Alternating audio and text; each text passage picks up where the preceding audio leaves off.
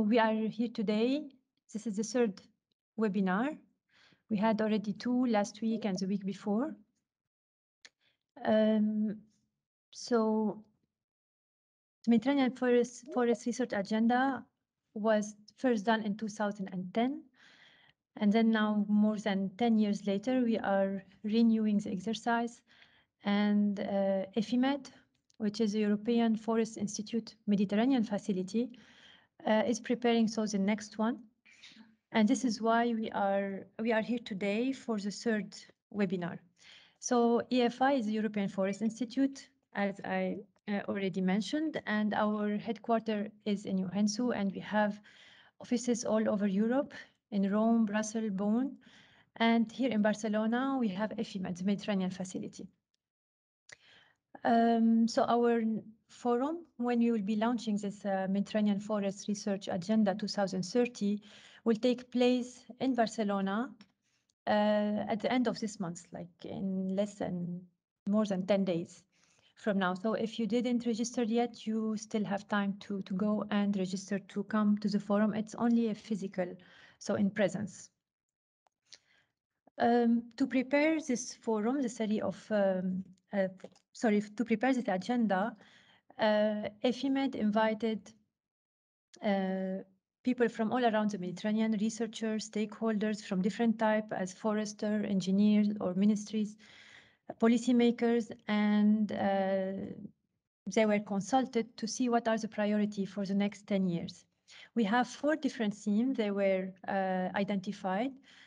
The first one is on multiple ecosystem services, then on forest resilience, and subject of today, which is genetic diversity and genetic resources and biodiversity, and bioeconomy and social innovation. So these 4 themes were identified, and for this 4 commissioned paper, we're screening all what was done the last 10 years and what are the priorities for the next 10 years.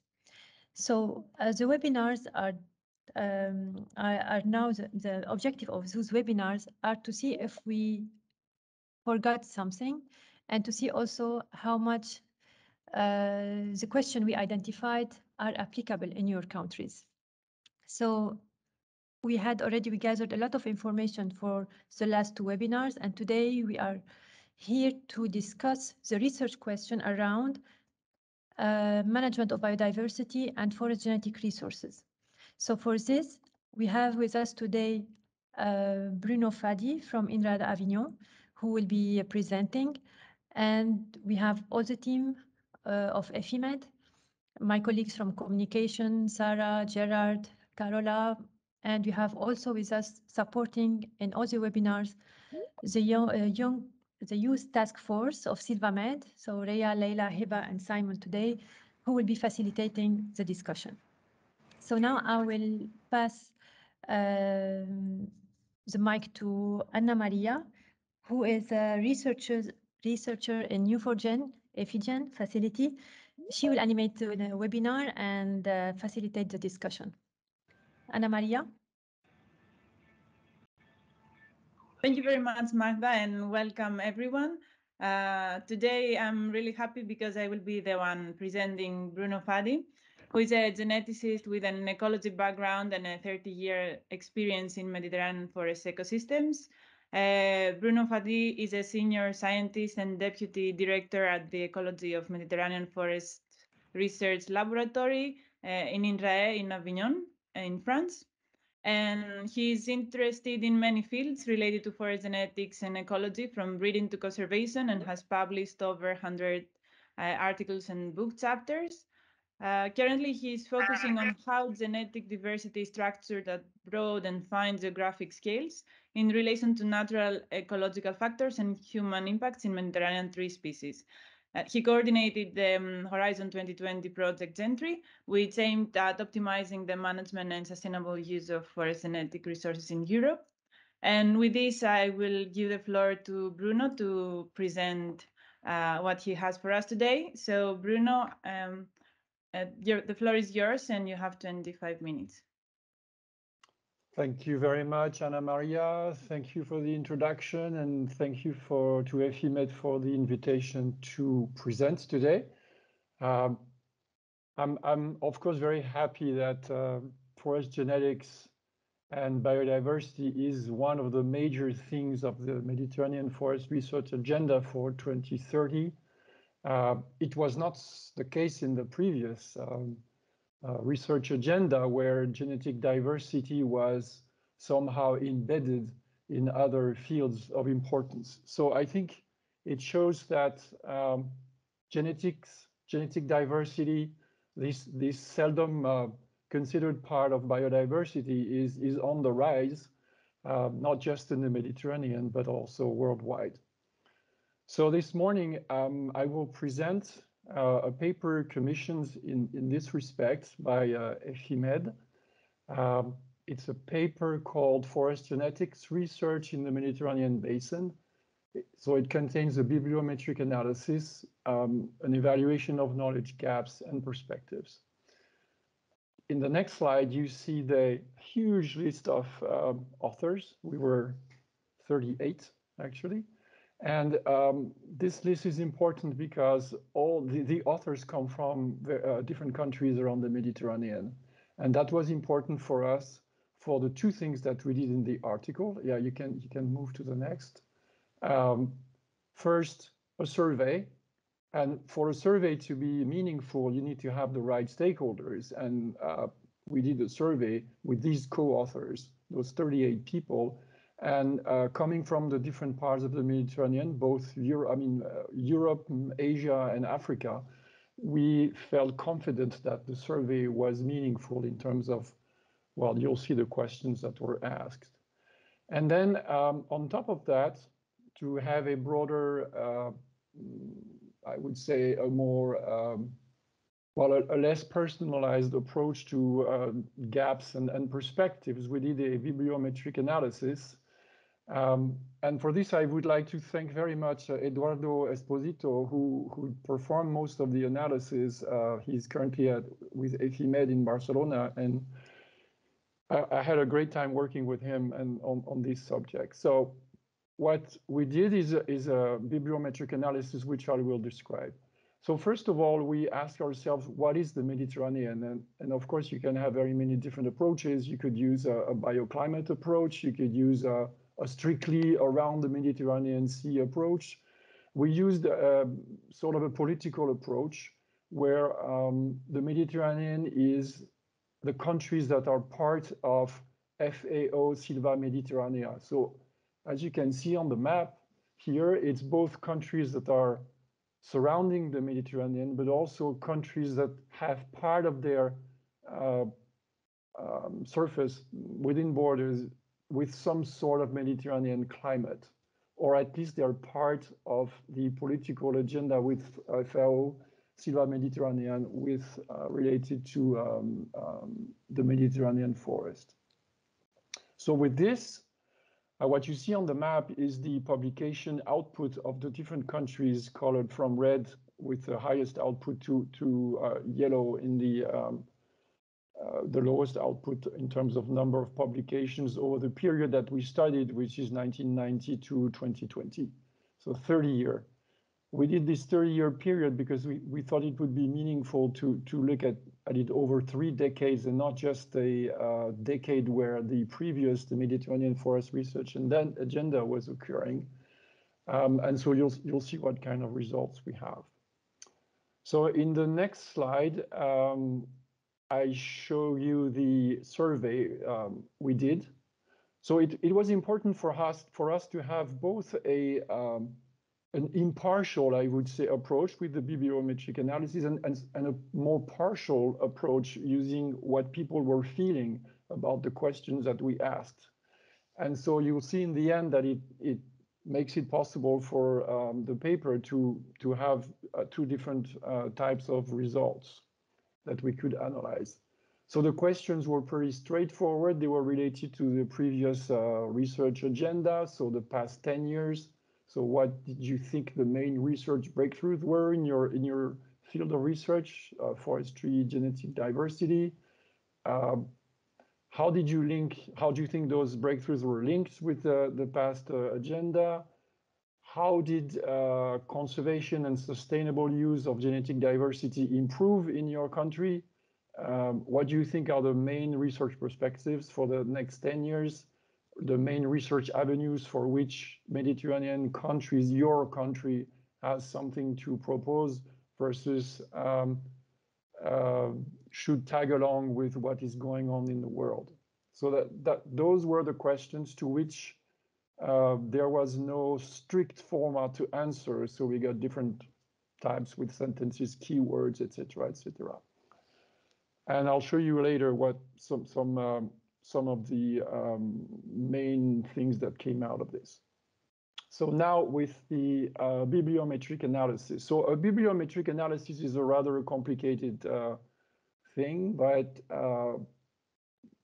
meaning that you need to do a lot of curation of data that you get using databases. So here we use Scopus, and we constructed some queries based on papers, a set of 100 papers that we knew were in the field of forest genetics in the Mediterranean, and using those plus the papers that were cited within those papers, we were able to construct a first query where it's the little square on the left side where we compare the output of Mediterranean research with worldwide research. And well, we are tiny.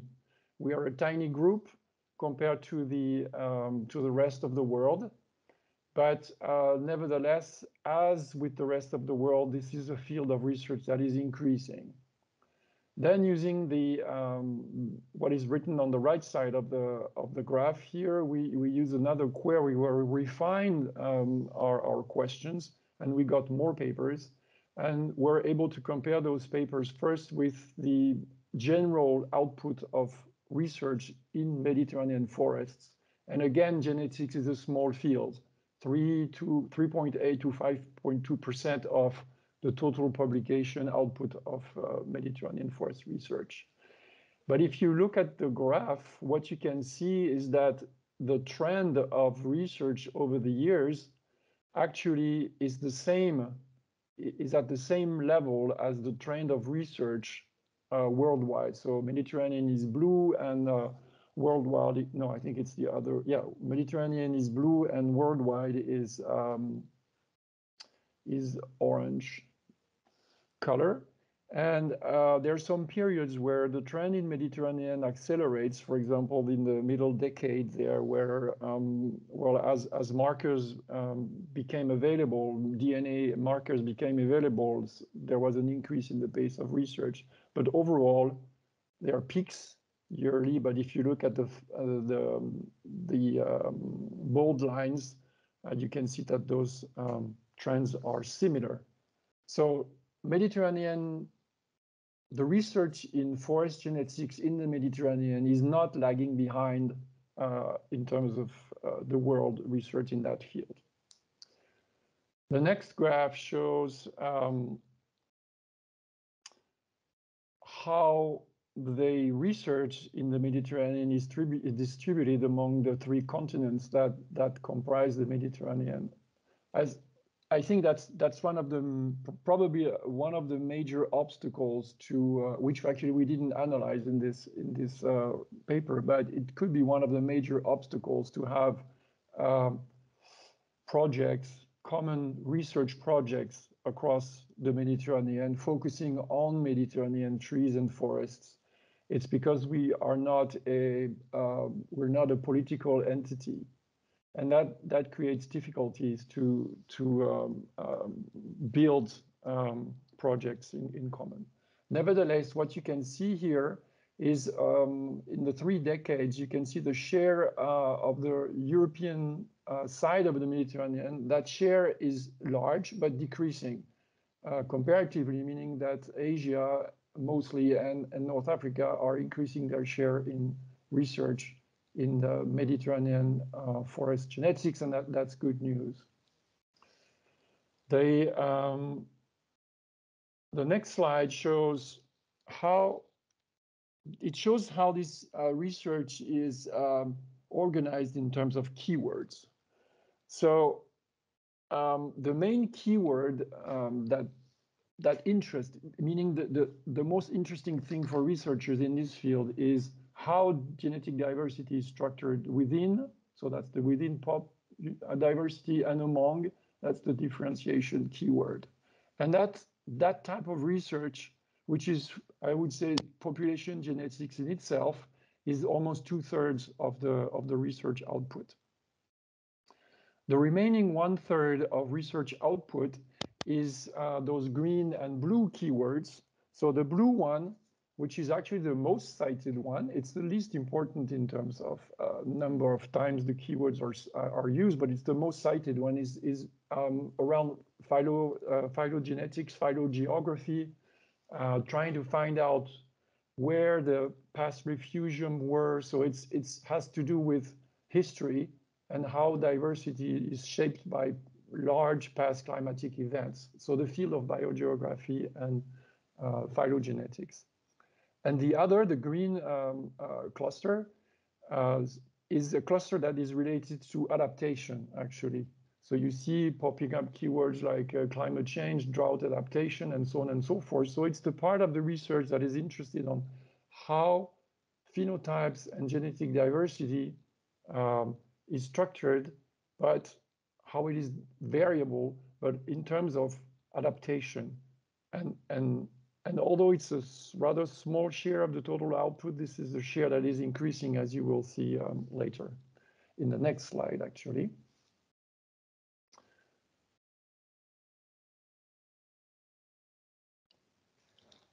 Okay, in this slide, you see for some selected keywords, how they rank, and they change their ranks across time, across the 3 decades. So the first on the left is the first decade, and middle decade, and the latest decade.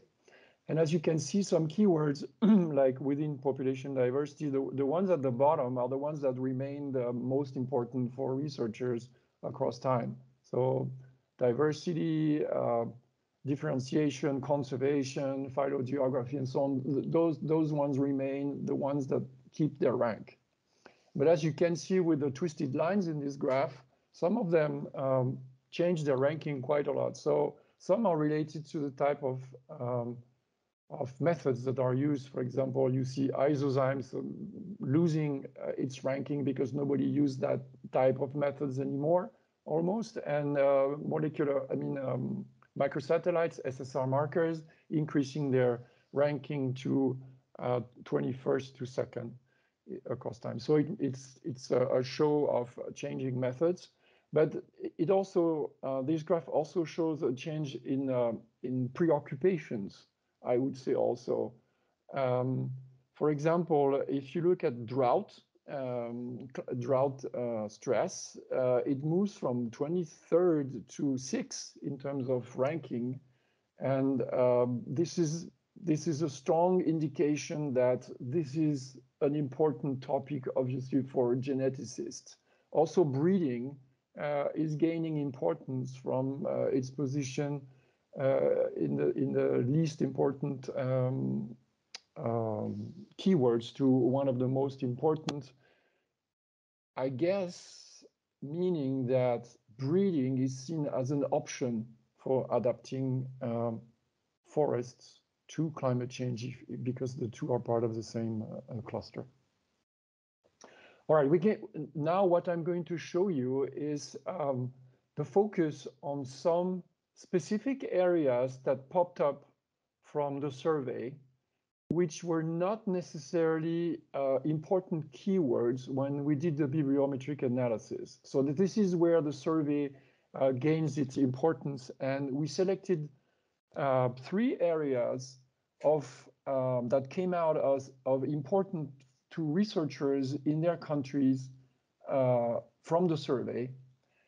And I would like to present them now. So there are marginal populations, breeding. So we saw that breeding is both important in terms of bibliometric analysis and survey, and fire. So marginal populations is something that researchers are mentioning more and more as important. Marginal populations in the past were mostly linked to refugia, I would say so, phylogeography. And now they're being seen as important as a strategy, first for conservation, then for use in other countries, in other bioclimates.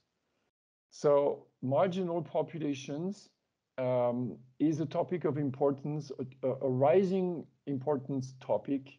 And as you can see here, it's linked to, I have to look at the keywords. I will turn off my camera so I can increase the feed. Like methods, in this here, we have a link between the diversity and differentiation keywords and the methods, which are the ones that come up. But also you can see that they're important in terms of biogeography and refugium, but also with conservation and potential use with hybridization. So an important topic on the rise. The next one is breeding. So breeding came up as an important keyword when we looked at all the research outputs. But here, it is also an important keyword from the survey.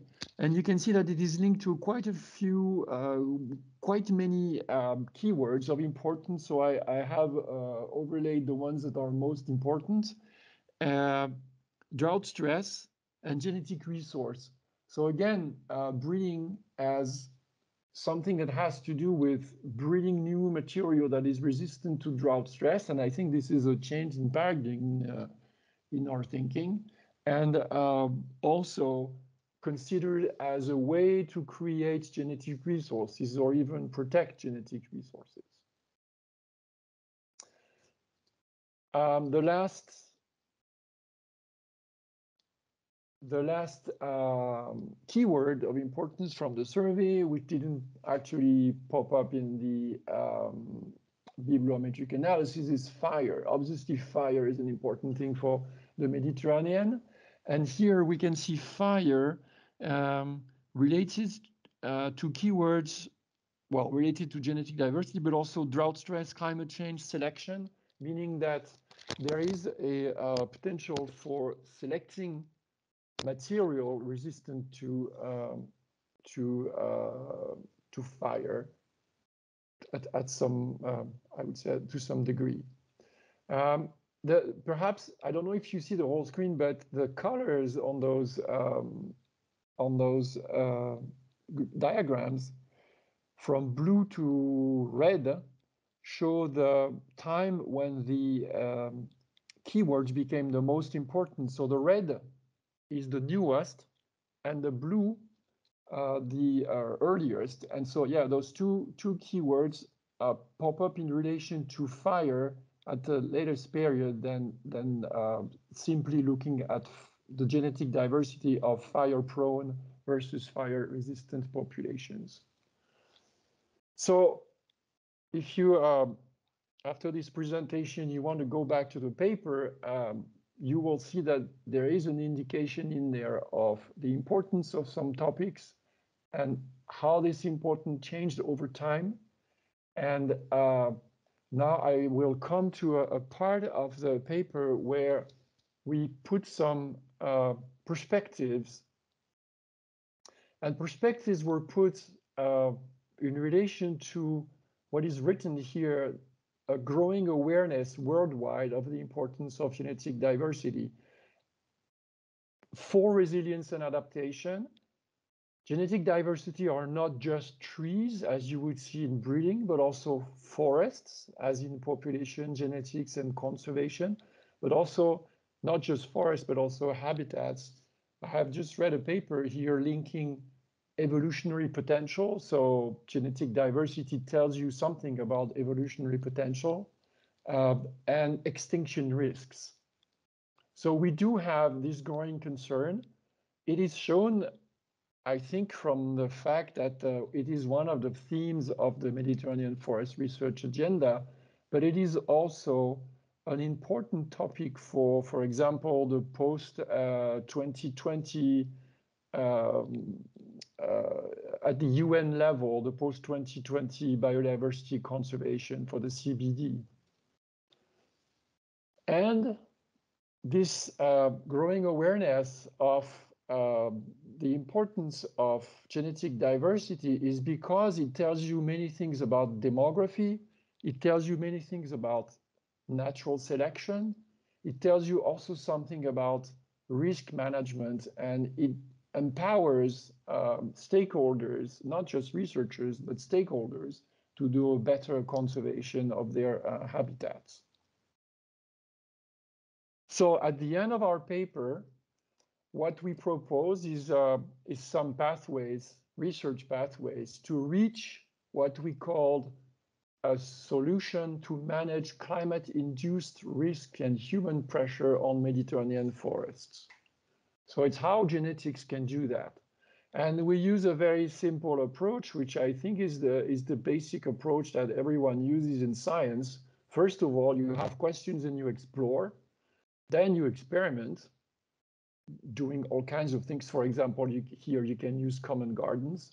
And then, because the experiments are limited in space, scope, time, what you do is model. And you use the results from the experiments to model. We found from our survey and from the barometric analysis that actually the three components of the science would need to be done. So on the explore side, the pathway one, there is the describing and characterizing of poorly known species and populations. We have hundreds of tree species in the Mediterranean. On the northern side, there are at least 240 species and subspecies. I don't know of any checklist for Asia and Africa, but if you add those, you're probably in the realm of 300 to 400 species. So many of them are not known, not described, not properly mapped, and their genetic diversity is poorly known. The second pathway experiment, well, we have to experiment new resources, and we have to do that jointly across borders, because the resources that are present today in some countries will be the resources useful for other countries tomorrow. And third, models simulate and build scenarios. Obviously, we'll have a hard time to do that in a short time span. And so to inform properly management and policy, we need to do that at the model level using processes that are estimated in pathway 1 and 2. So in the end, it gives us what showed on my last slide. It's a huge table with the blue with the describe, the green with the experiment, and the yellowish model where we construct pathways as we see fit to reach the overarching need to provide solutions to manage climate-induced risk and human pressure on Mediterranean forests. And I will stop here. Thank you very much for listening. Thank you very much, Bruno. Just, Anna Maria, before giving you the floor, just I would like to tell you that in the Miro board, Gerard put already the link in the chat. You can navigate this Miro board and see some interesting resources we put for you, but we also have the participant to the different webinars that are already here. So if you are in the room and your name is not existing here, just poke us and put it on the chat, but we also have some participants from all around the Mediterranean. We put here some resources, interesting one that we are relevant to the subject of today. So it's about genetic diversity, but also general diversity, and some interesting project somehow related. And I should tell you that EFIMED is in the same, actually we have the same head for EFIGEN, hosting U4Gen, and EFIMED. So our colleague Michele Bozzano is with us. So this is why we count a genetic component for Mediterranean forests is very important for us. So for the proximity of EFIMED and EFIGEN, but also for the interesting gene pool of our trees. So don't hesitate to navigate on Miro board. and put your question in the chat. And now I will leave the floor for Anna Maria for the question. Anna Maria, you are muted. Yeah. Thank you very much. So now it's time to kick off our discussion. So I would like to invite everyone to raise their hands or just type their questions in the chat. And we will try to be fair and have one person to speak orally and then read one question from the chat. So I can already see some people raising their hands. So I will start with that.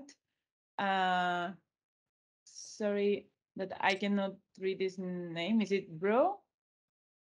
If I'm correct. So Hi there. if you can please. It's me. Hello. Sorry, I'm having some issues with my Google Teams account. Anyhow, thank you so much, Anna Maria. Thank you so much, Bruno. It's very nice to see you again. I'm Branislav. I'm Forest Genetic Resources Specialist working in FAO, and we are in the process of preparation of second global report in forest genetic resources. So your input and your presentation today was very resourceful for me, and it will be very resourceful for our process of preparation of this report.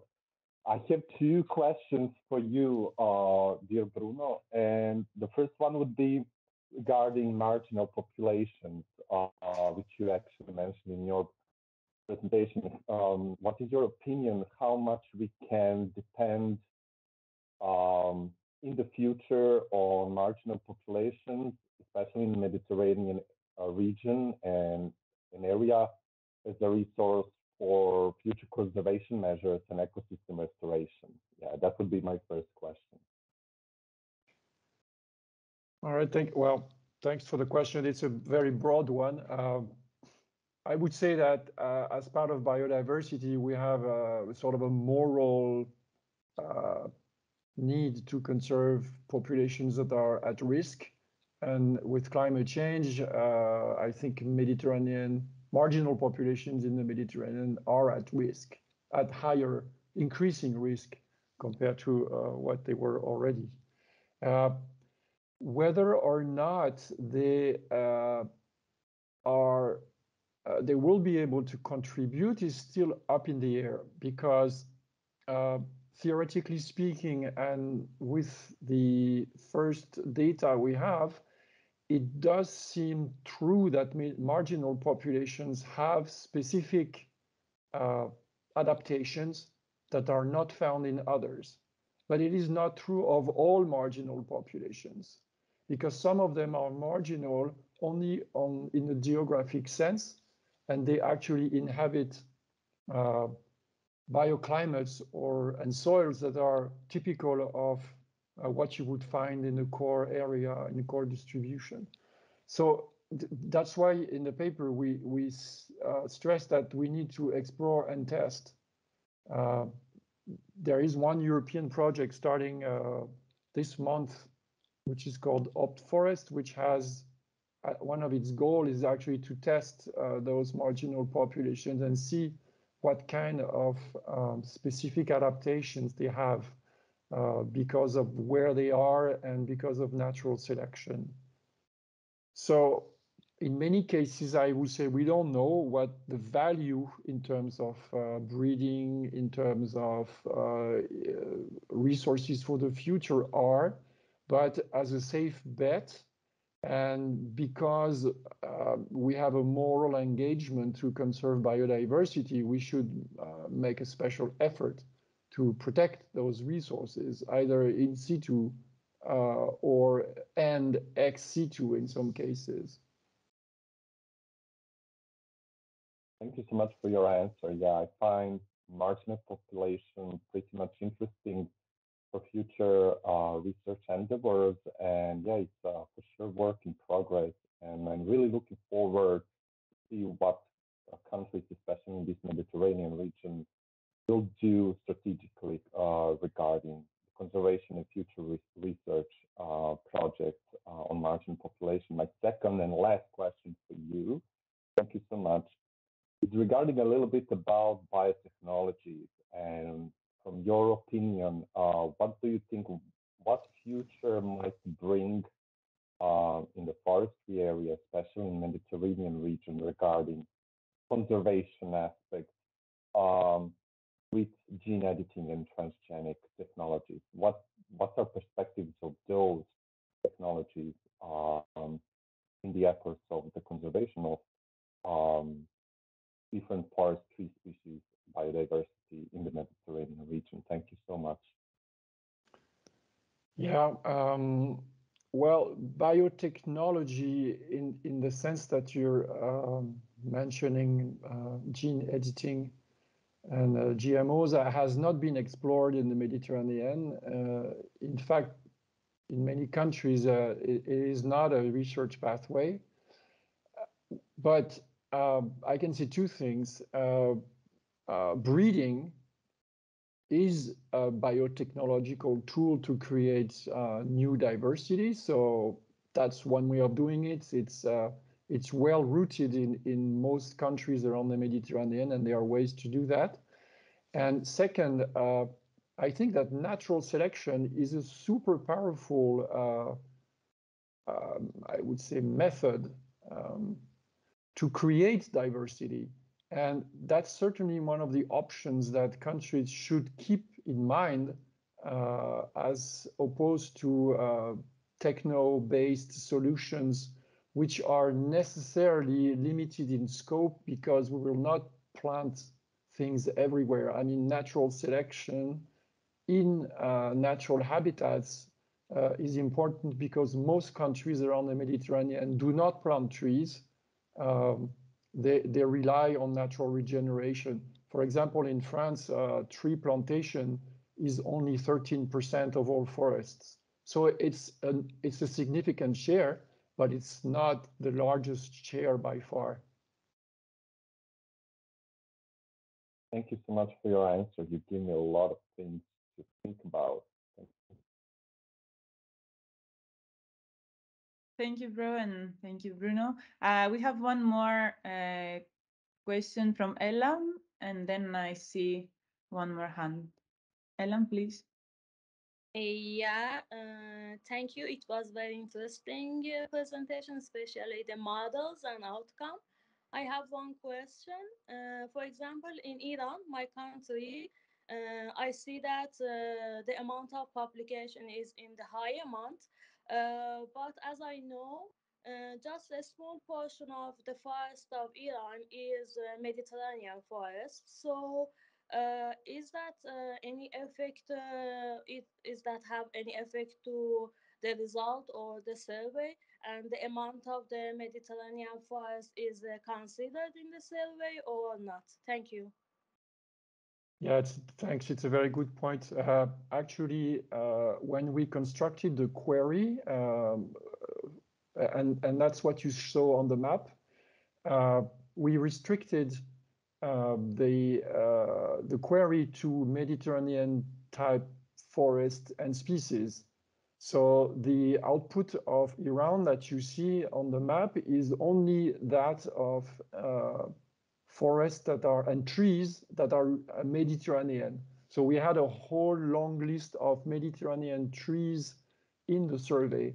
And so, yes, it shows that Iran has a strong contribution to genetics, forest genetic research with Mediterranean forests, such as Cupressus sempervirens, for example, or different oaks. So, yeah, it is Mediterranean forest trees. Oh, Thank you so much. Yeah. May I add this Irano-Turanian influence that we have also for many conifers, but also for other biodiversity component, other plants, but also other animals. We can also cite juniper trees. Yes. Yeah, especially in Hirkanian forest, that Yes. is the World Heritage Forest. Yeah, thank you so much. Thank you very much. Then I can see a hand from Khaled. Thank you very much, Bruno, for the all of your efforts and for the presentation. And thank you, Magda. I see Magda. Good seeing you. And thank you, Anna, also. And thank you for all of the organizers. Uh, it's not only a question. It's first and foremost, I would like to just to comment here about the issues that are facing the Mediterranean forest in general. I would speak in particular maybe in the Eastern Mediterranean and maybe some of the African countries. The issue is more than the research and the real technical part rather than the policies and the implementations of law. I'm talking about Jordan, which is considered one of the southernmost distribution of many of the floral elements of the Mediterranean habitats, on top of which the Quercus, I name here Quercus coccifera and Quercus ethambroiensis. So those, they are occurring in real marginal land, after which there is the Sahara Arabian, or the ecogeography that is considered Sahara, which is totally different from the Mediterranean ecosystem. The issue is the implementation of the law and the lack of awareness and many things that are related to the policies, to the legal frameworks, as well as to the awareness in general. Talking about the conservation efforts, I know that it's always the priority should be given to the in situ conservation, and this applies also to the forest ecosystem. But talking about the ex situ conservation, there are many challenges that are facing some of the key forest elements, on top of which, again, the Quercus species, because their seeds, they are recalcitrant seeds and they can store in the gene banks conditions. And there is a need for research on these species that are especially occurring in the marginal areas, and at the same time that lack a realistic method to conserve them ex situ. And the last point is is kind of a question regarding you mentioned implementing breeding.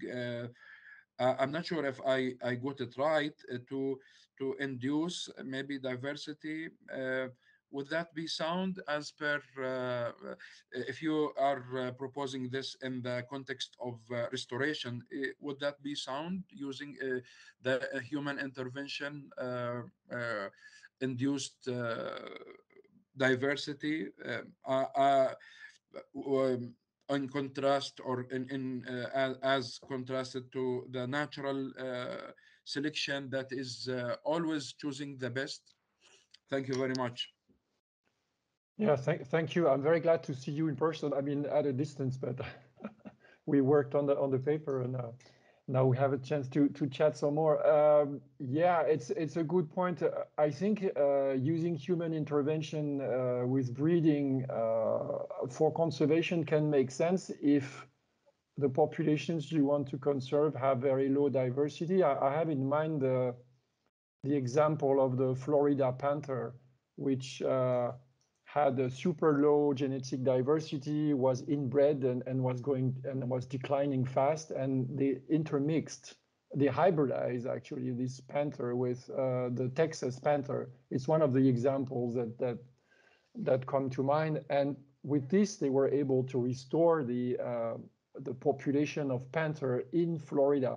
Of course, it's not the original gene pool, but when you're faced with a population that is declining and you're faced with extirpation, then perhaps the only solution is actually to reintroduce some level of diversity from somewhere else. There is a risk in doing this, but when nature cannot do it, then perhaps it is a good idea to use breeding to do that. So I would see these as good examples where breeding makes sense.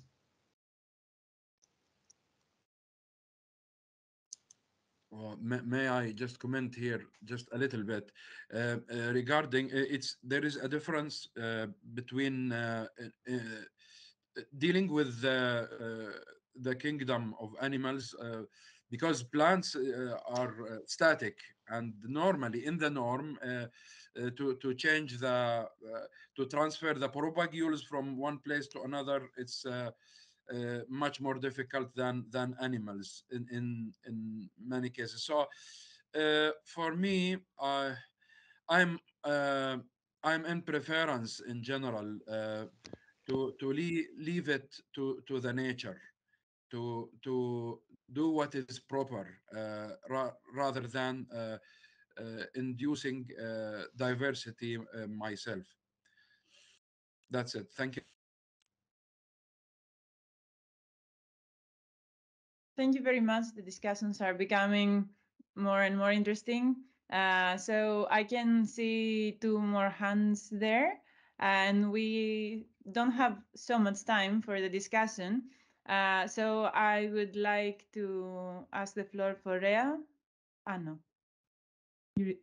I've seen a hand removed, so you're there. Okay. Okay, no, I'm here. So first of all, I would like to thank you for this very interesting presentation. I have a question regarding the land abandonment and biodiversity, the relationship between land abandonment and biodiversity. So mainly it's what is the impact of land abandonment on species abundance or richness in the Mediterranean?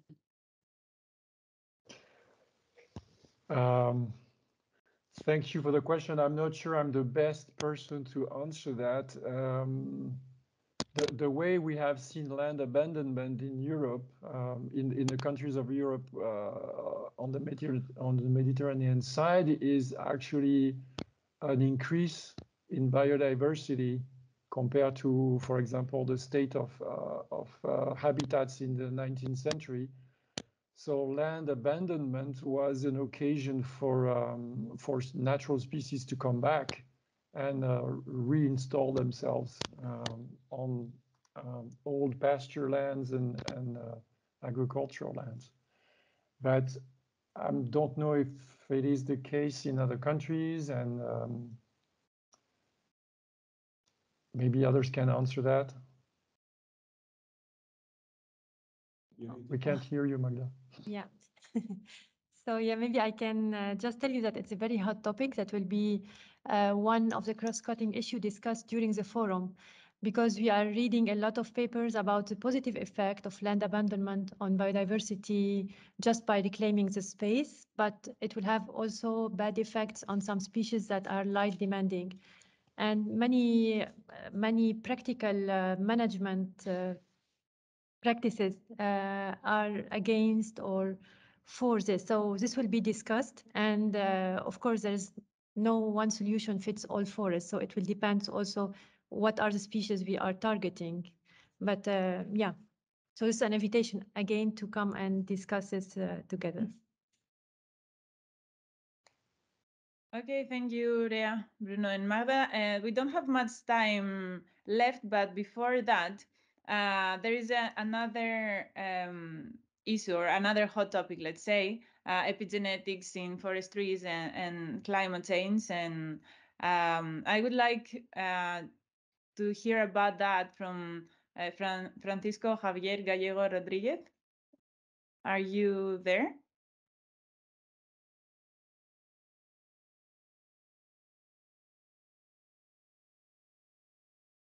I don't know.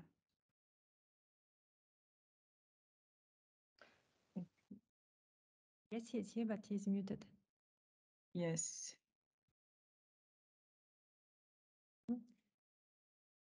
Maybe take a question from...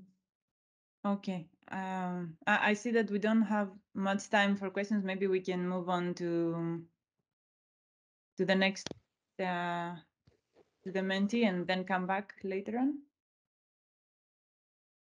Magda? Yes, I'll share Okay. my screen. So if you can please share, yes, your screen.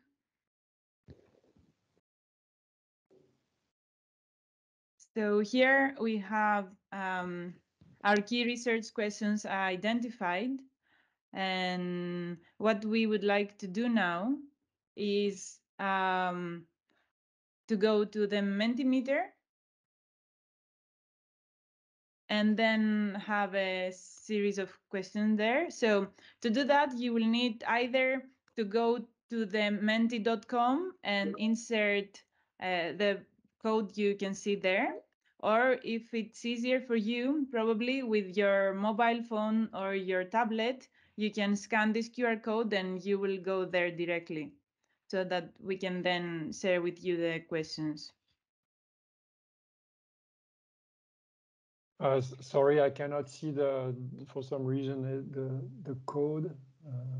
Can you move it like up? There is a link in the chat also, Bruno. In the chat, we put also a link. You can just click on it and access the question. So where is the chat?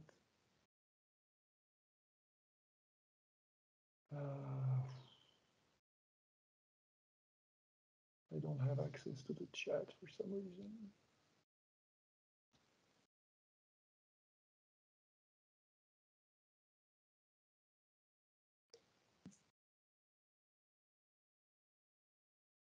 Okay, so are we going to share the Menti? Yes, it's coming. Great. Okay, so the first question, where are you from? I can see that we have a lot of people from Spain, Italy, Croatia, then we have also Portugal, Syria. Oh, and things are changing. I can see Cameroon, Algeria, Syria, Netherlands, Israel, France, Lebanon, Serbia, Turkey.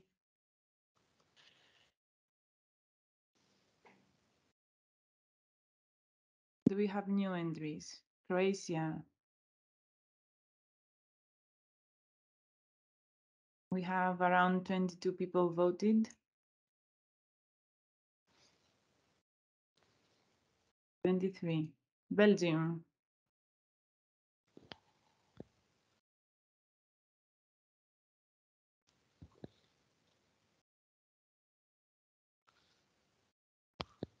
Bruno, I sent you the link by email just in case. I found it. It's written on top of the slide, actually. Right. So I'm on it. Thanks.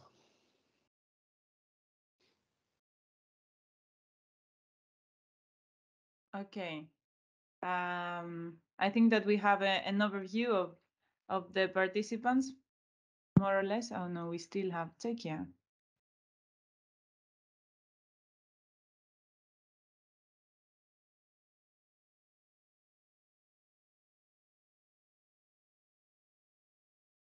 Okay, so now we are moving to the next question.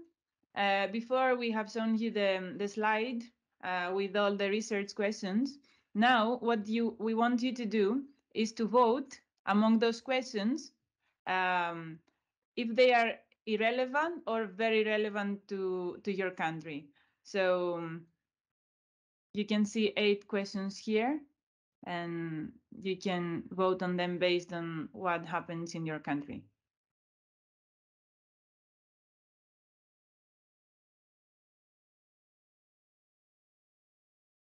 I think this will take a bit more time because there are many questions, and yeah, we know that you need to study a bit on those.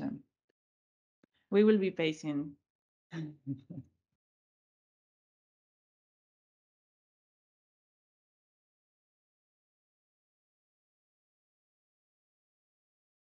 And we have one fast reader.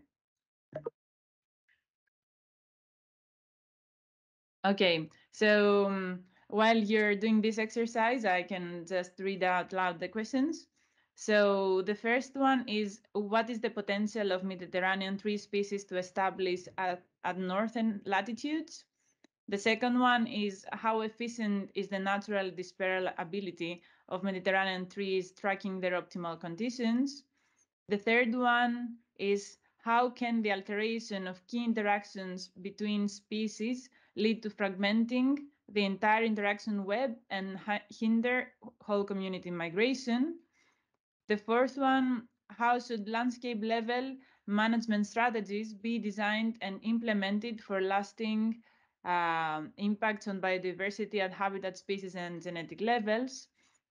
Then what forest resource management approaches can be used to maintain and improve forest biodiversity and its resilience? How can knowledge on forest biodiversity best be cataloged and shared for effective knowledge management? What legal and policy limitations exist or need developing for effectively implementing and managing protected area networks across the Mediterranean region? And how the post-fire community dynamics influence adaptive potential and resilience within the different forest types and under different wildfire frequencies and intensities.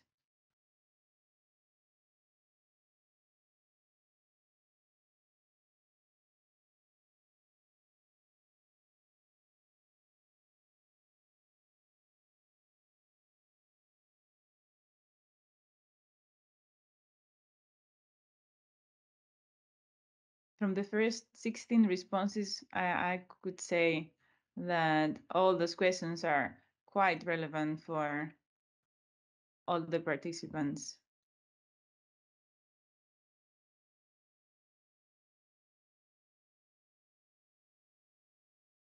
But things can change, so we will wait for around 10 more participants, I would say.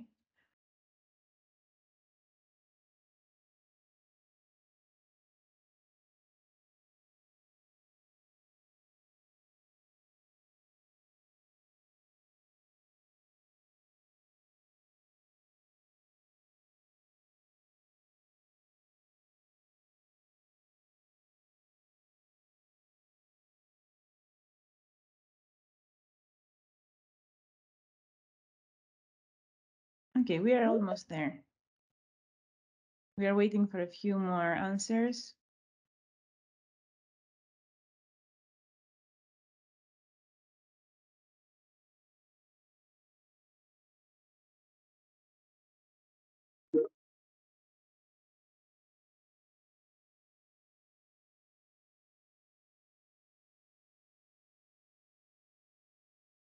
And there is a question in the chat.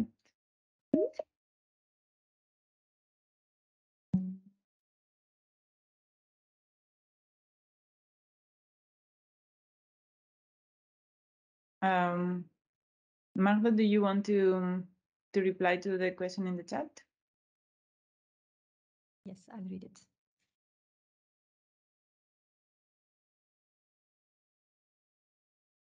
Ah.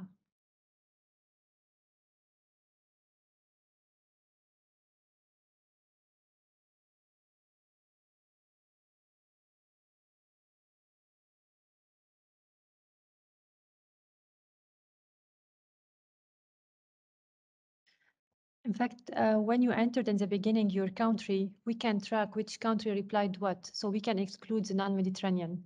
So don't worry about it. Thank you for flagging this. Okay. Thank you. We have 24 responses.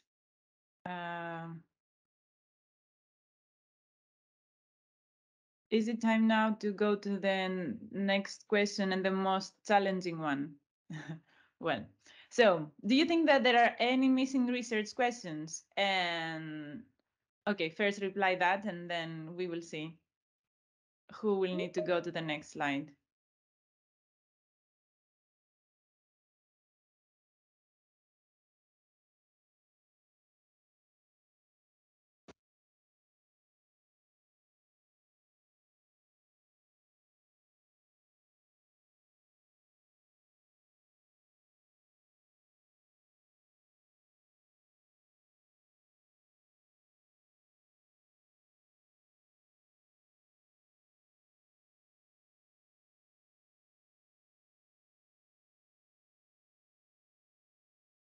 This is a tough battle. Wow. No is winning now.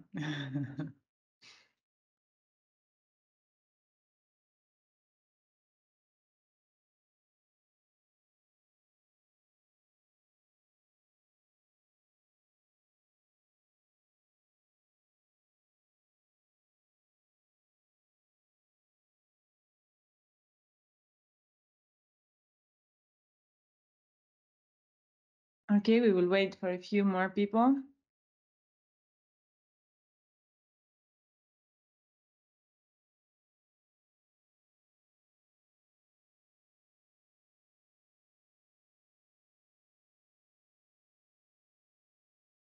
$22.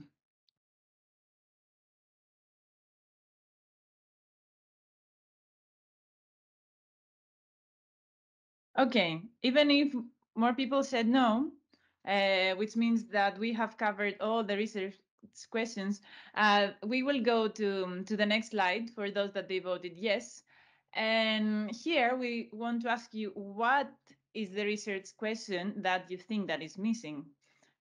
So you can type the question there, and while the answers will start appearing, if you see that there is a question that you agree that is missing and someone else wrote it already, you can use the upvote. So there is a hand there, and you can click on it, and you can upvote this research question.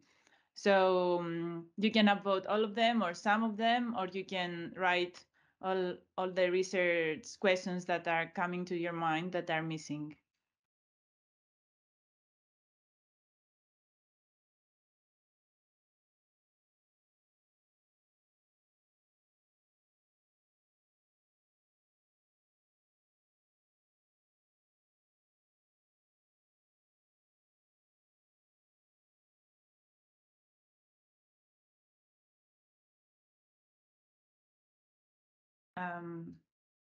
Maybe you can write your question in French or Spanish or Italian or Greek. or Greek, yes, or Arabic. Okay, we have the first question, species by species interactions. Pests and diseases, namely. And now we have 3. Okay, the second one. How much research on QTLs in Mediterranean species contributing to innovation of sustainable forest management? The next one, conservation of old-growth forests and determining ecological refugia to conserve genetic diversity pools for future rewilding.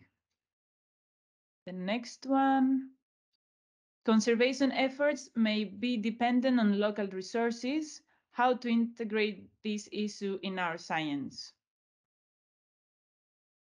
The fifth one, ex situ conservation protocols. Oh, we have 2 in 1. Ex situ conservation protocols is the first one, and the second one is research on soil microbiota like fungi and bacteria in their effect on resilience and adaptation. So if we can go from the beginning, you can in the meanwhile upvote. Now you can see the hand there, so you can upvote. We have a 6th question. If we can scroll down to the 6th one, just to see what we have there. Okay, so here we have research on the level of adaptive capacity of Mediterranean trees in light of climate change.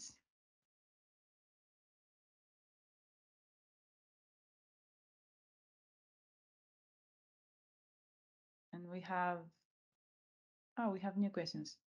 Okay. How much ethics and good governance are shaping working environment of forest geneticists in Mediterranean? This is quite important. What is the adaptive potential of marginal populations and restricted species?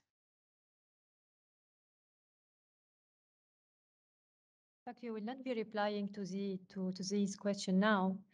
We will take them to the forum to be discussed, and each presenter, like for this paper, they will be presented. And if they are really new, because we have, as I told before, some cross-cutting issues. So like for soil biodiversity, for resilience, we had another theme tackling those issues. So don't worry if you don't see your question as you ask it present. It will be reformulated, or maybe it's present in another research part question. Here we have a new entry, which is We need many research areas in Syria because of the war of last decade. And then, how important is the interspecific hybridization for resilience in the Mediterranean? Oh, there are many questions coming. Okay, and we still have like 2 minutes. No, Gerard, please go to the 9. Okay, effect of parasitic plants and plant pathogens. Then we have how much, no, we read that. Okay, what is the knowledge accumulation in the field of adaptive genetics of forest trees in the Mediterranean? And I see on the chat that they are asking for the DOI or the full name of the presented paper. If we can add this, please, on the chat for everyone. Okay. We have information. Thank you, Magda. Do we need an analysis of policies that are antagonistic, synergetic for conservation and sustainable management? And for number 14, genetic background of disease, pathogen resilience. 1 more minute for any last question. Okay. If we go to number 15. Okay, genetic diversity is very important in forest genetic research, but how to translate this knowledge to the forest sector? Michele, are you keeping notes on that?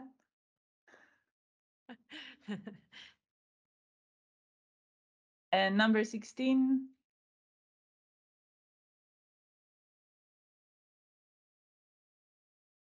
What is contribution of forest genetic resources in the Mediterranean region in ecosystem restoration?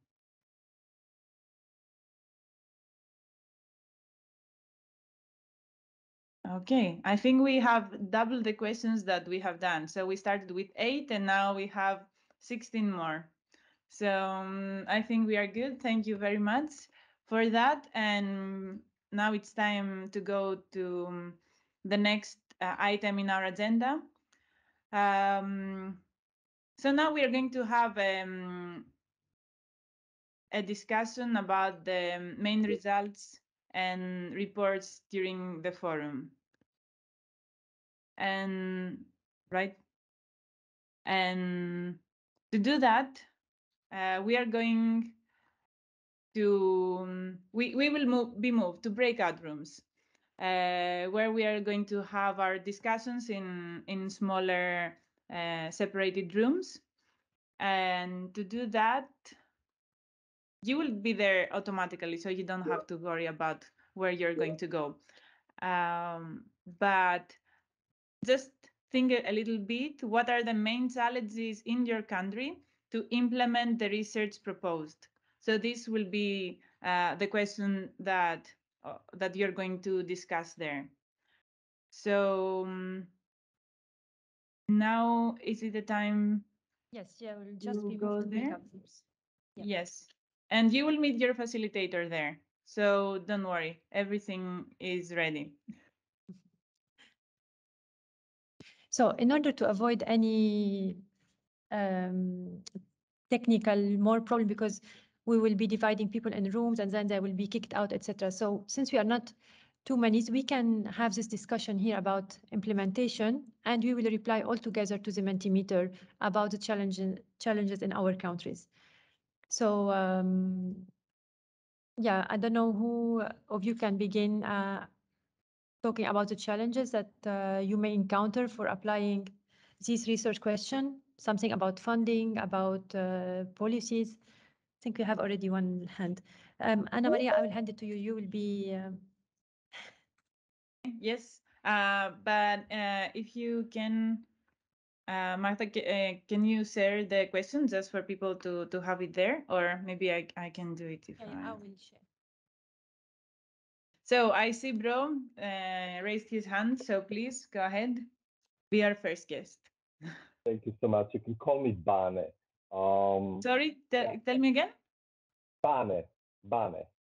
Bane. Yeah. Yes. Yeah. Okay. Sorry. Shorter Yeah, than because I Branislav. couldn't see your name, so I didn't know how to call you.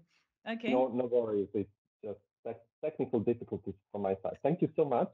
I would be really short. I mentioned that I'm working for FAO, and I would like to emphasize what I'm going to share with this group. It's not reflecting FAO opinions or whatsoever, and FAO is not accepting the responsibility for what I'm going to say. So what I'm going to share with you is just my personal opinion, because it's personal question in the sense of the countries where I come from. I'm coming from Serbia. There are two main issues for the implementing the research proposed within the forestry area and generally forestry. First one is we are still struggling a lot to keep and have rule of law. A lot of corruption is happening on the highest level. And the second one, I think we are lacking a lot of research and development capacities in Serbia regarding human resources. So I was pretty much short and brief. So yeah, if anybody's having some other questions regarding that, you can ask anytime. Thank you. Thank you very much. I also see Raul. Yes, I would like to speak about the challenges, some of the challenges we have in Lebanon. I will not speak about the technical challenges. I think Magda is much more aware of that. No, what is important in Lebanon is that with the crisis coming, on one hand in Lebanon, so the private sector is not providing as much financing, not to say no financing, practically speaking, to reforestation activity and research and so on. The second thing, the salaries are so low that a lot of good people, researchers, and just follow my eyes, have left Lebanon, although they keep their heart, I hope, in Lebanon. So we are, and this is a big problem for Lebanon in this field, but in other fields as well. So the economic impact of what is going on in Lebanon on all these subjects is extremely high. In addition, as far as international funding is concerned, this too is being reduced a lot for two reasons. Number one, a lot of fundings are going to Ukraine. So you have rerouting of funding to Ukraine. And the other thing is more political. They want Lebanon to make some reforms that are not being done. So I hope that we will be able still to do a lot of work, but this economic aspect is hindering really all the work we are doing. Thank you. Thank you very much, Raul. Elam.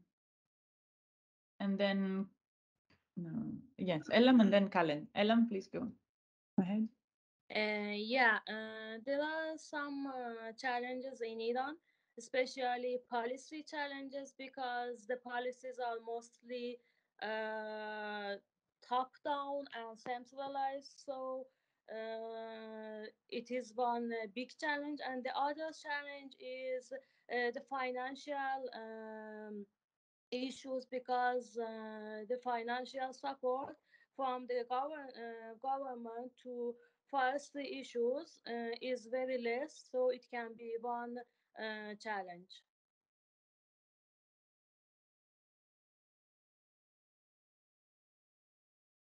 Sorry, I was muted. Thank you very much, Elam. Then I can see Khaled. Khaled? Thank you very much for giving me the floor. Again, I would echo my colleagues about the problem of policies and orientation toward implementing such research. And the legal framework is very important. So if you are doing a good research with a good result, it needs a legal framework to implement and to force having this implemented on the floor and to push toward further steps. The other thing is funding, the lack of the minimal funding availability for sustainability, the sustainability of such research. And here I would stress on long-term research, because many many issues in the forest ecosystem need to be worked on a long basis rather than on short basis. The other issue, the third issue, is the technical capacity building and the lack of experts in general. We have some experts, but they are not too many, and need to encourage capacity building and sharing knowledge with the other countries, maybe who are with better technical capabilities. Thank you very much. Thank you. Then Martina. Hello, can you hear me? Yes. Yes, okay. I come from Croatia, from Faculty of Forestry, and our situation is that I would say that actually we have quite good research on forests, and we have a lot of accumulated knowledge because there's a long tradition of forestry, and I can't even say that we have financial problems because now we really have a lot of big projects. So the main issue and challenge which I would point out in Croatia is the gap between the scientific community and then implementing this research results into the management plans, because the management of forests in Croatia is based on plans which are prepared every 10 years. And because we have state-owned forests, majority of them are state-owned, I would say like 90%. So there's like a state company that manages all these forests in Croatia. And then basically it's the company who makes the plans. And it's just that there is not fast enough change of this management system. So they're lagging behind with the scientific knowledge that we have. So they are not willing to make some drastic changes, which are necessary to actually adapt to the future of the forest management. Thank you. Rea? Yes. Hi. So I'm Ria Kahaya. I'm from Lebanon. And I think we should mention that we here have a problem in the transition between theory and strategies and the implementation. And this transition could be, the problem in this transition could be due to a lack of governance or a lack of cooperation between the governmental agencies themselves and let's say academia and implementation or NGOs. And the third cause is I think we have a lack of genetists. So we have people working on like one species, but we lack the global approach that considers all the components of biodiversity at the same time. Thank you very much. Eva? Okay. I'm Hiba. I come from Syria. So regarding Syria, the coordinated research and protection efforts are already underway in Syria towards the conservation of genetic diversity, but the focus is on crops like wheat, barley, maize, and lentils than other forest trees. Regarding forest, the main species that is of huge interest economically and genetically is Pinus brutia. Regarding the obstacles and the challenges, technical assistance and need for information on the forest genetic resources to improve the reforestation and afforestation programs is still lacking, in addition to all the associated funding and collaborating issues. And the forest genetic resource-based management is still lacking on the national forest management plans. And there is an issue that forest over there is still taken from one point of view, rather than considering it as multi-stakeholder social ecological system. So it's still we still lack this perspective. Okay, thank you very much. Any other hands up? I cannot see. I guess, Eva, your hand is there from before. You don't want to add anything else, right? Okay. So we still have a few minutes left. But if there are, okay, Khaled, please. Thank you very much. I just one point I would like to add to what I already did to Jordan is the lack of realistic database that is updated and well developed and usable by researchers. Thank you. Thank you very much. So if there are no other comments on that, maybe we can move to the next part of this. No, we have Portugal, I guess. Yes, my name is Conceição. I work at UNAC. It's a Mediterranean Forest Unit, a private landowners association. Forest in Portugal, it's mainly private. 98% of the forest is private. Research is going on our main species. We work mainly with non-wood forest products, Quercus suber, Quercus ilex, and Pinus pinea. And one of the challenges, besides from funding and the networking of the several research entities, is really how to integrate the private landowners. They are available to this, but somehow we feel that researchers most of the times do not contact the landowners in order to understand their needs, and that also is connected with one of the questions, the gap that was identified. How can we move from the researchers results to the practitioners, to the forest management? I'm not a researcher, I'm a forester, and I'm a practitioner, and one of our goals is precisely the knowledge transfer between the universities, the research sector, and the producers. Thank you. Thank you very much. So I think now we can move on to the Mentimeter again. So I would ask you either again to scan with your phone or your tablet the QR code, or if you are in a laptop and you prefer, you can go to the menti.com, and there you will be asked to add this voting code that you can see on the screen.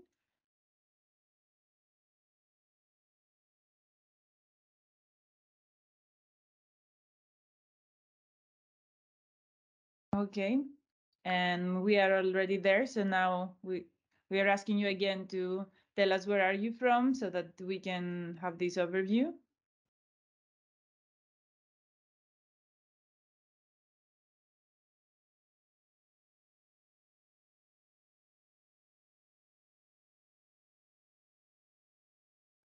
Can you please put again the code? The code is, if you can see the screen, on the top of the screen now, it's this code. It says go to www.menti.com and use the code, so you can see it there.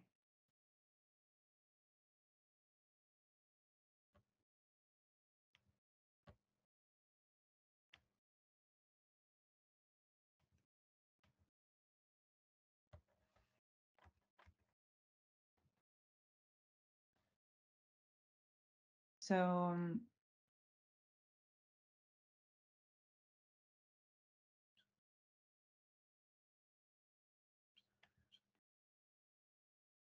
do you have it, Khaled? Not yet. Okay. It's also on the chat now.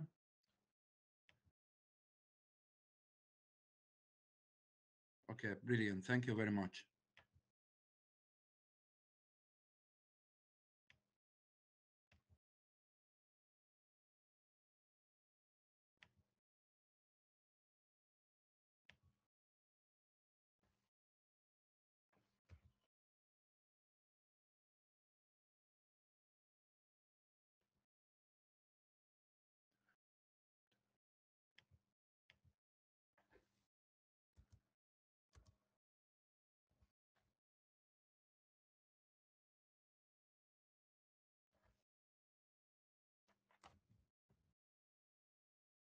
Okay, so okay, wow. I think we have many replies. Shall we move on to the next one? Okay, in this question, we are asking you to say what you are in terms of your institute, your job, where you belong. You're an NGO representative, a policymaker, a researcher, a student, a forest manager, a forest owner, a government representative, a United Nations agency representative, something else.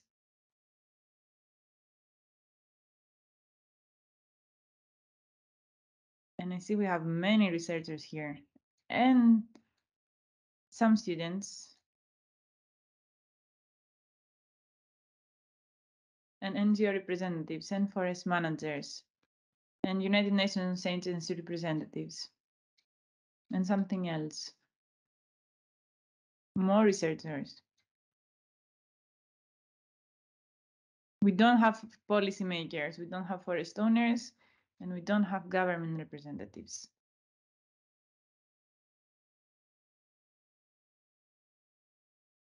Okay. And I think we have more or less 23 answers. We can go to the last question. Ana Maria, I don't know if we can comment this board, but I think this summarizes what the lady from Portugal was saying, that there is a gap, obviously, where researchers and go and where forest managers, forest owners, and policymakers go. They don't go in the same place, obviously. So could be one of the problems, one of the major challenges we have to tackle. Yeah. And I don't know how to do that because obviously, you know, we've tried from both sides, from many sides. But excuse me, if I may add just a word to Bruno, well, that depends also on how many people did you contact, or what is the range of people that you have. If you didn't contact forest managers, then they won't come. Is to make it just. Did you see my point here? No, I didn't understood. Maybe. I mean, if no forest manager was contacted to come to this meeting, then no one can vote. Why not? Well, here. See, they were invited. Oh, okay, that was my question. No, but I mean, like, it's particularly true for genetic diversity because they consider that it's a very scientific topic. Like for the last meetings, we had more, like not much more, but we have more representation for policymaker and forest manager. But I think the gap and the difficulty is more prominent with the genetic diversity because we still lack how to translate it to a very practical way. And this is where maybe Michele, you can say something and see how you are, as U4Gen, are addressing this. Or maybe later in the discussion, because maybe Michele will need to answer that when everyone will be here, or everyone is here already. Yeah, thank you, Ana Maria, for saving him.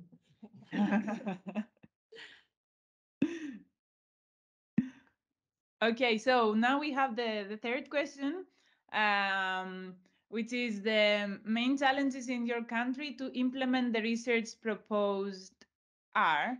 So you have to vote for insufficient funding, lack of expertise or skills, regulatory framework, infrastructure, labs, experimental stations, not being part of a network, not in partnerships with other institutions or others. And you can add this in the next slide if there are others.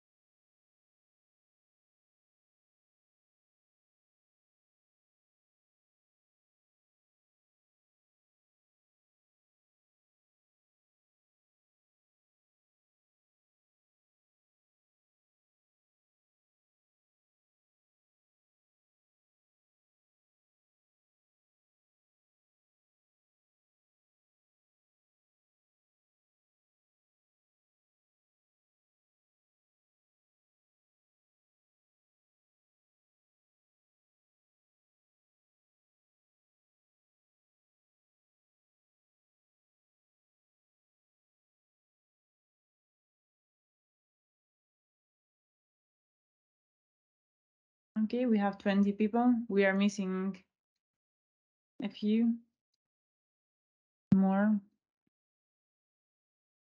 For the moment, we would say that the main challenge seems to be the insufficient funding. Then comes the regulatory framework. And then after that, we have other things like not being part of a network, or that there are no partnerships with other institutions, or problems with infrastructure, or lack of expertise or skills.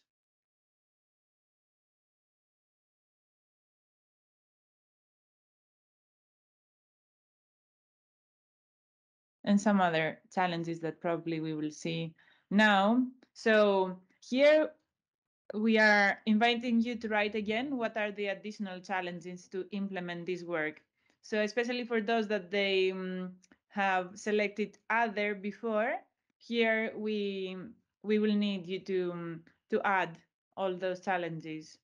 And as we did before, if someone writes one challenge that you are agree with, you can upvote again.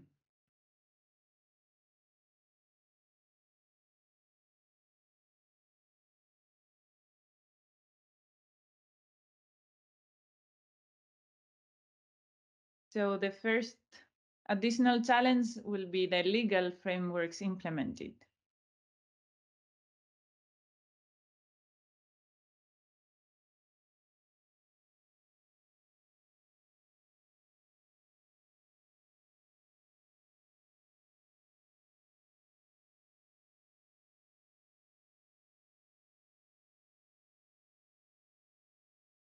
Oh, now they are coming one by one. Okay, the second one, problem in the transition between theory and practice. Then policy implementation and the willingness to change traditional habits from forestry professionals. Efficiently eradicate corruption in decision-making sector. Transfer and implementation of knowledge to the practice. Effective involvement of key stakeholders into multi-actor research along the research value chain, knowledge cascading, and this was already upvoted. So we have 3 more questions, I think. Increase the connection with the private landowners.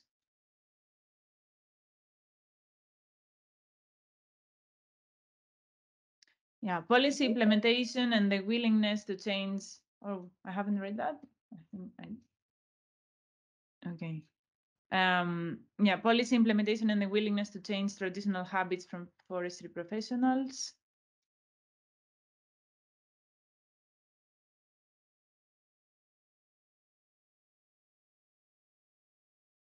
Translate genetic research in current language in order to raise awareness to this issue, even among politic decisors.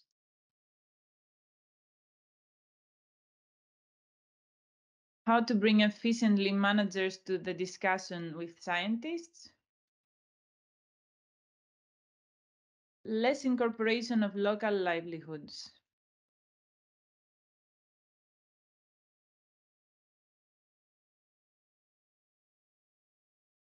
We have been doubling the challenges again. Before we had 5, now we have 11.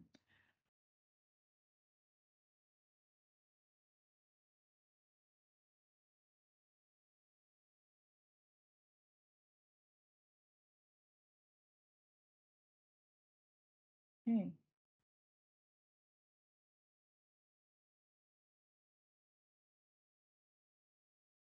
Well, we have a new one. Bridge the knowledge. No, it was not this one. Sorry. Bridge the knowledge and transfer gap between research, management, and policy.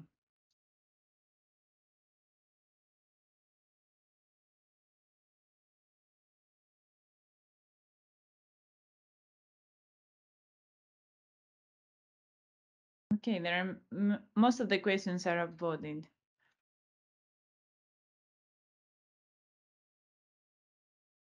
13.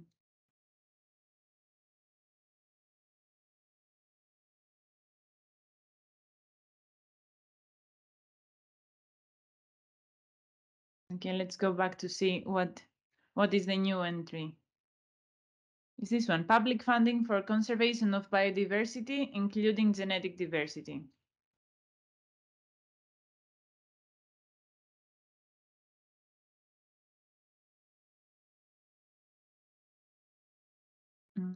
Integrated and inclusive management plans that include forest genetic resources and bring into interest the multi-stakeholder approach.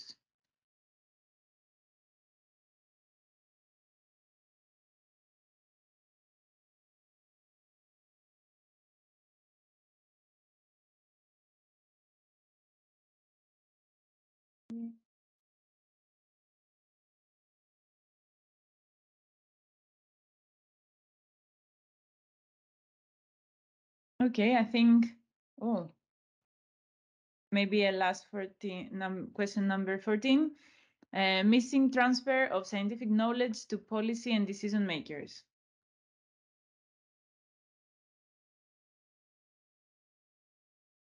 Great. I think it's about time to move on to the next item of the agenda. No? Okay. So yeah, we are done with the Mentimeter and we will move on. So now it's time for a brief presentation of the results and the questionnaire, and to have some general discussion. So maybe we can go back to the facilitators of there were no, so it will be just me. Okay. Great. Okay. So then I will not go into much details, but from what I have here, we had many different countries that they participated, or they expressed their opinion here. We had Serbia, Lebanon, Iran, Jordan, Croatia, Syria, Portugal. So what was one of the main issues that was identified, according to what I've heard from you, is that there is a major issue in funding in most of the countries. So there is a lack of funding, and the governments are not providing enough funding for the projects. So this leads to different financial issues. There are some technical capacity building problems, and also there must be a link with the private sector, and how to integrate the private landowners. Also, there are some lacking in funding for some specific issues, like some hot topic issues, or some strategy implementation problems. And the most common problem across all the countries, I would say, that is the gap between the research results and the implementation. So this knowledge transfer, I think it was the problem and the main challenge that was identified by most of the countries. So and also that there are no strategies, and there is no time to implement that. So I think this was the resume of what has been discussed. I hope that I've covered most of the topics. The rest are already in the Mentimeter, so I think that we have this covered. And now I think it's time for our general discussion. So please raise your hands or type in the chat if you want to comment something, if you want to elaborate more on a question that you have done. We are here, and if Magda, you think that is about the time for Michele to say something, now it's the time to drag him. So get him prepared. But I have a hand here from Radzid. Yeah, so thank you. Sorry, I can't switch on my camera. There's some problem with it.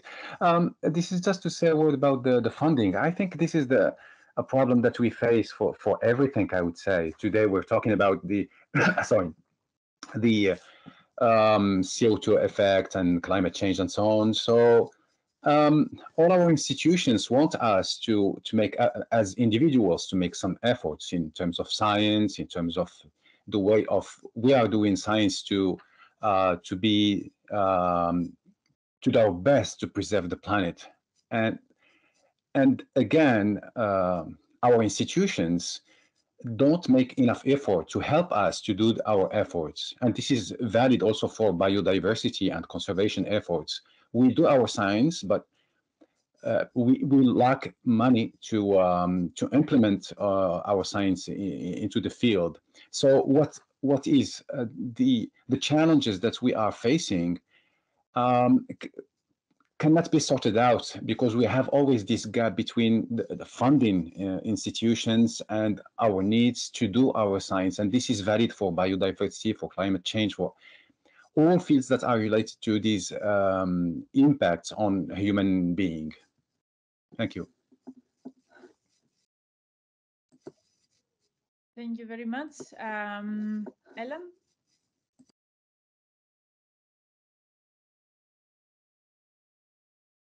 Ellen, are you there? Can you hear us?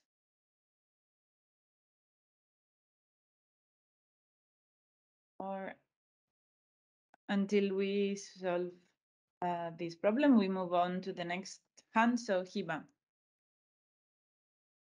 Yeah, I have a question in general to the presenter or the authors who participated and they are attending today.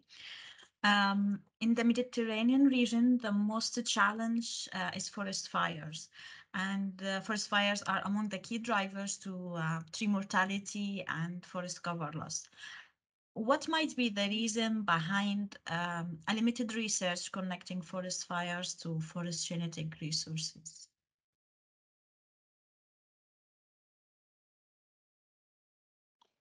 Yeah, thank you for the questions. I don't think I got the last part of the question. You said, what is the reason for connecting genetics research with fire or for not connecting it? No, my question was, what might be the reasons behind limited research connecting both forest fires and forest genetic resources? Right. Okay, yeah, it's a good point. In fact, there are quite a few papers showing that fires, which have been going on for millions of years, have actually shaped the original genetic pool of species. So, for example, it could explain why Aleppo pine has low diversity compared to other types of pines, because Aleppo pine is a fire species. And so every time there's a fire, well, individuals die and it might have reduced its diversity. I don't know actually why there is no interest. Perhaps I've also seen papers looking at the genetic determinants of serotiny. Is it some acquired trait, or is it something that is not genetically based? Well, it appears that it is genetically based. So there are a few studies that do that. But for example, there are no studies that look like at the effect of a fire on genetic diversity after the fire. So in sort of a real-time experimental design, which we could do, I don't know why. Perhaps people think that in the face of fire, genetic questions are not so important as other types of questions, for example, prevention or risk management, things like this. Perhaps, I'm not so sure. I think it would be interesting. I mean, what is the effect of fire on evolutionary potential of species would be a fascinating species. And it's not that hard to do in terms of experiments.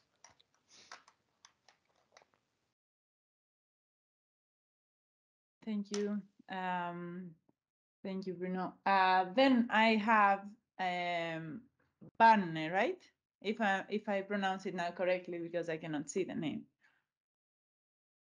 Okay. Perfectly. Thank you so much. Maybe I don't have that much of a question, how much some kind of, I would say aha moment from this entire discussions and Bruno's input and opinion sharing and everything, that when asking what would be the best approach maybe to all the challenges which we are facing all together, that to those challenges should be approached contextualized, not like one size fits all approach, that's for sure. That still communication between different stakeholders involved in the research and development, policy of the forest genetic resources and forest genetics in Mediterranean, and I would say maybe even currently everywhere else, is still huge need. But I think also I might be free enough to say there is also a huge capacity building needed also in that area of communication and cooperation area. And third, that actually political will in countries are still shaping the reality of the technical experts, forest geneticists, scientists, and influence political and economical realities where all those people are working and dealing with the research. So this is just my sharing, somehow my reflection on everything. And I would use this opportunity to thank Bruno again for his amazing contribution and presentation delivered. And to you, Magda and Anna Maria, and everybody else from your team for delivering such an amazing meeting today. Thank you so much.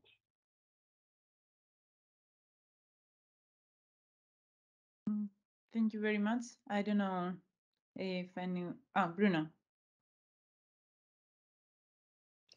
Yeah, perhaps to build on this and to answer some of the questions and suggestions that were made earlier about why genetics doesn't bring the crowds out outside of students and researchers, and the difficulty of implementing genetic considerations in management. I think perhaps the term itself is sort of a oh my God, I don't want to do genetics. I mean, it's sort of a frightening thing. You know, people link it to GMOs and all kinds of horrible Frankenstein things. That could be true. Another thing is we have a hard time linking it to biodiversity, perhaps because we often have an agricultural approach to genetics when we talk about genetic resources. I mean, obviously at the world level, genetic resources was first implemented and conserved for animals and plants of agronomic value. So perhaps there is this wording that's a problem, and so the field in itself, genetics, although it encompasses evolutionary potential, adaptation, capacity to be resilient, it doesn't come up as an important topic in biodiversity and, for example, in ecosystem restoration.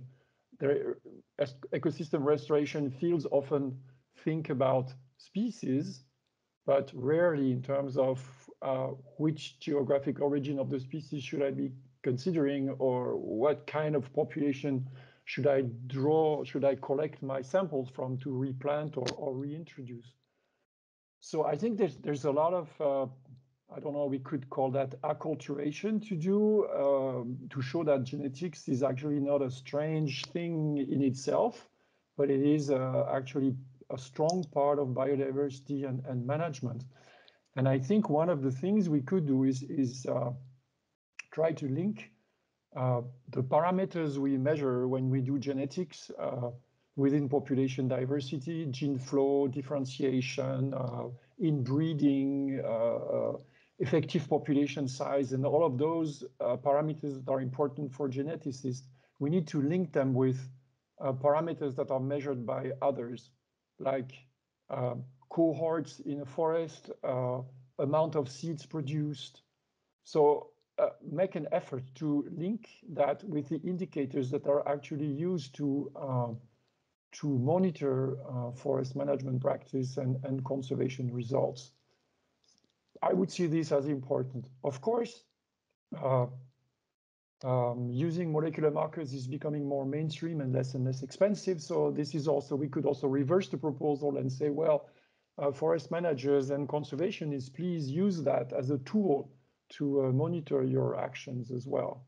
But definitely the link is still tenuous, and we need to make it stronger. Thank you. Thank you very much, Bruno. I think this was like a very nice summary of the whole discussion, but I can see a couple of more hands here. So Martina and then Magda.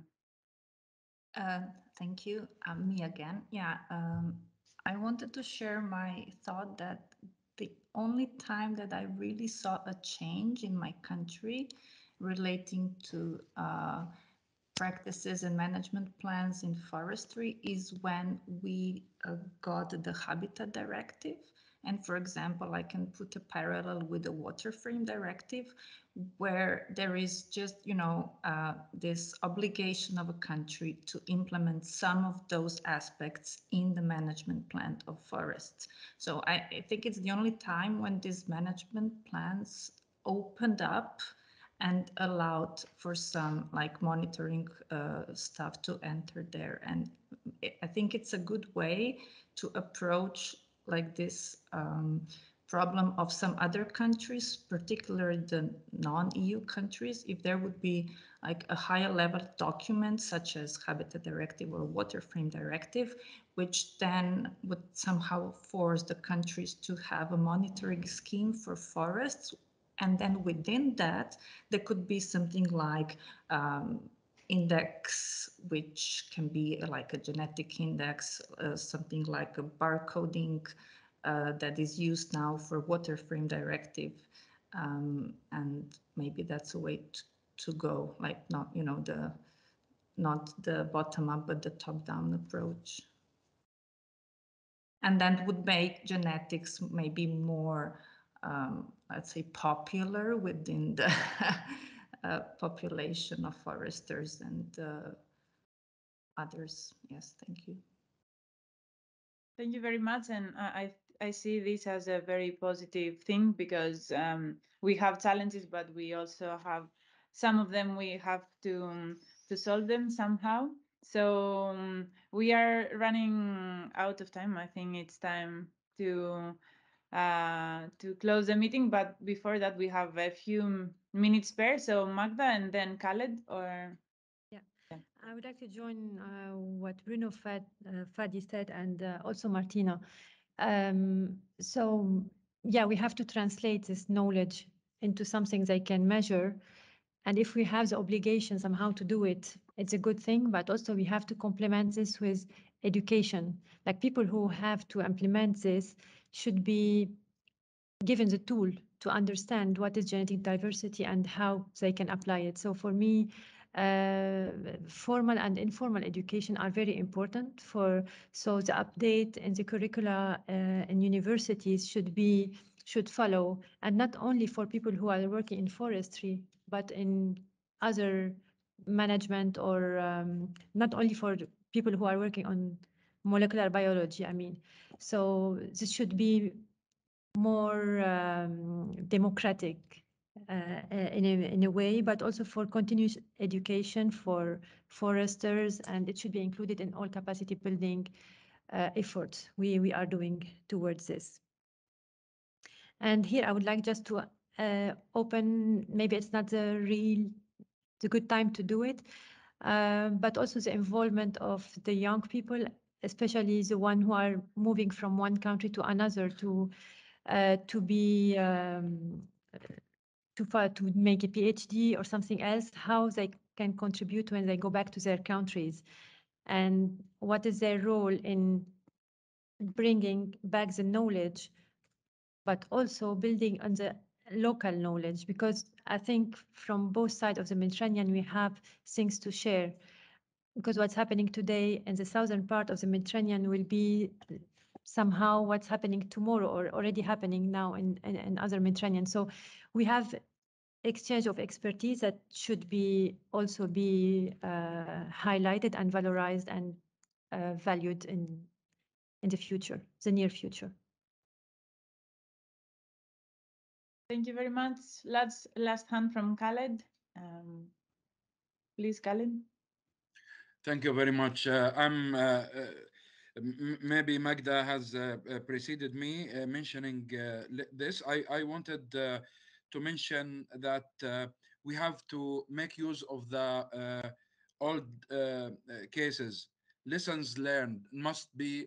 We must learn from our lessons from the cases that occurs either in country and in the neighboring countries. In many cases, there has been many attempts to restore and to rehabilitate many forest areas with the good willing, but because there has been no scientific approach depended on the ecosystem and the holistic ecosystem issue, they failed. And the cases are there to witness and to learn from them, maybe in the country of occurrence or in a neighboring country. We have to share the knowledge in order to increase the momentum together. And we have to develop on the national or on the regional or on the, let's say, Mediterranean level, realistic alarming system that enables detection of the problem, detection of the encroachment or endangerness that are facing the very fragile and sometimes forest ecosystems. By that, I would like to thank you again, to thank Bruno, of course, for his good presentations and insights, and again to you, to Magda, and you, Anna, and all of the organizers for making this happens, and encouraging and pushing this discussion that is very, very beneficial to all. Thank you very much. Thank you very much, Khaled. I would also say the same, that today we got like from these discussions like an overview of what is happening to the countries, at least from my point of view. It was very nice. So now, from my part, we will close this discussion, and I will give the floor to Magda to do the conclusion and to make some more announcements. Thank you. Thank you very, very much, Anna Maria. It was really amazing session today. So I would like to thank everyone, so Bruno Fadi, but also all the participants and my colleagues here for their support. And I will just invite you to for our next webinar next week, which is not on Thursday, but on Wednesday, 23 of November.